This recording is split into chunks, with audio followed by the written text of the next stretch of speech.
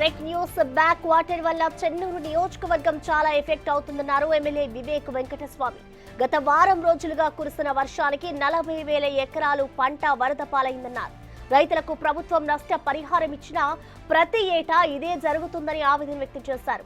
కాళేశ్వరం ప్రాజెక్టును నిండా ముంచిన వారిపై కఠిన చర్యలు తీసుకోవాలని ప్రభుత్వాన్ని కోరారు. ఈ కాళేశ్వరం ప్రాజెక్ట్ని కమిషన్ వారు పిలిచి మాట్లాడినప్పుడు చీఫ్ ఇంజనీర్ గారు క్లియర్గా డినై చేసినారనమాట. రాష్ట్ర ప్రభుత్వం వారి సలహా అసలే తీసుకోలేదని. ఇది కేవలము కేసీఆర్ గారు ఆయన 80,000 పుస్తకాలు చదివినానని చెప్పి ఆయన్నే డిజైన్ చేసి ఈ ప్రాజెక్ట్ని ఇట్లా చేయడం జరిగింది.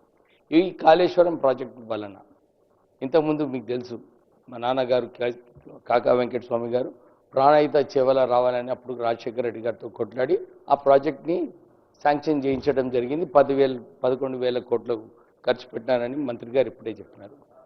ఇప్పుడు దీంట్లో మెయిన్ సెట్ బ్యాక్ ఏదైనా నియోజకవర్గం ఎఫెక్ట్ అయిందంటే అది Chennur, because of the back waters వలన మా చెన్నూరు నియోజకవర్గం ఇప్పుడు కూడా ఈ లాస్ట్ 3-4 డేస్లో సుమారు 40,000 ఎకరాలు ఎఫెక్ట్ కావడం జరిగింది.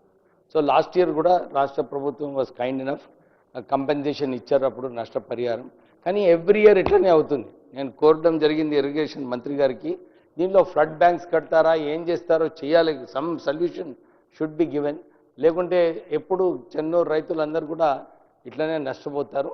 ఇంకా most important point some of the speaker said, ఈ డిపిఆర్లో ఏదైతే డిజైన్స్ చేయమని చెప్పి ఇచ్చారో వాప్కోస్ వారు, రాష్ట్ర ప్రభుత్వం దాని ప్రకారంగా కట్టలేదు, వారి సొంత డిజైన్స్ పెట్టుకొని కట్టినారు. సో డెఫినెట్లీ కమిషన్ రిపోర్ట్ ఏదైతే ఇచ్చిందో ఎవరు నిర్ణయాలు తీసుకున్నారో వారిపైన కఠిన చర్యలు తీసుకోవాలని చెప్పి నేను